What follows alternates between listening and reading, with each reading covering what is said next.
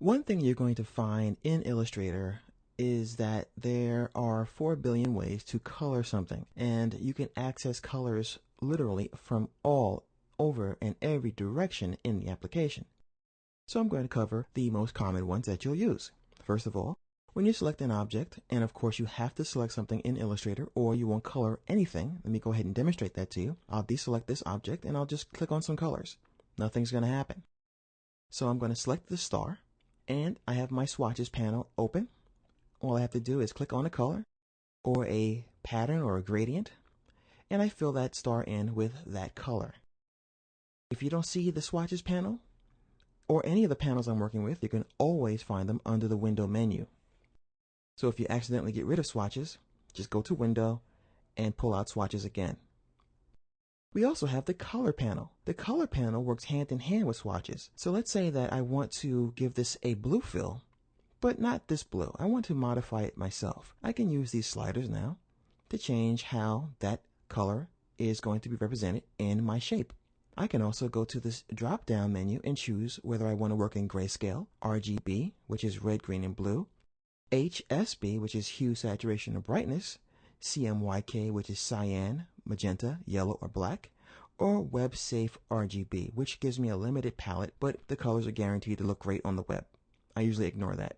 So I'm going to choose RGB, and as you see, I have 3 sliders now instead of 4, because red, green, and blue are going to give me my color combinations. Now, what I normally do is choose once again a color from here and modify it up here. Or I can move my mouse here instead and choose a color and then modify it.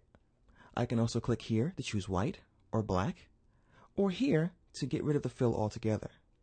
So you have a lot of options available to you.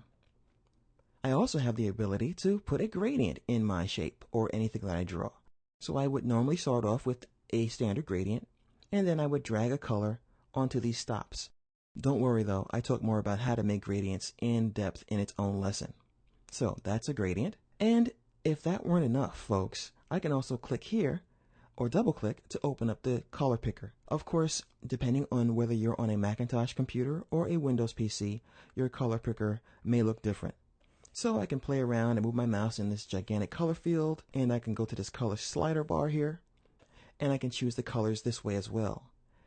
Now, if you see this little warning, this tells you that your color is out of gamut and that your printer is going to have a difficult time replicating this color. So what you might want to do is click on that little indicator, and then Illustrator will recommend to you a color that's close enough and will be able to be printed from your printer.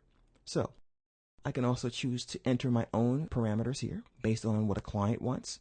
So they can give you some numbers you can enter here for hue, saturation, brightness, or you can enter RGB values, or you can enter web colors, hexadecimal, or CMYK.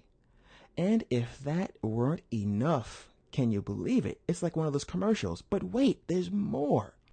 We'll send you 2 copies of Illustrator for $19.99. So I can click on the color swatches here, and I can choose from a wide range of swatches here as well. So it really, really never ends as far as how you can choose the colors that you want to work with in Illustrator. Once again, you have panels. You can double click on this swatch here to open your color picker. And you can also find the swatches and other panels if you lose them by going to the window menu.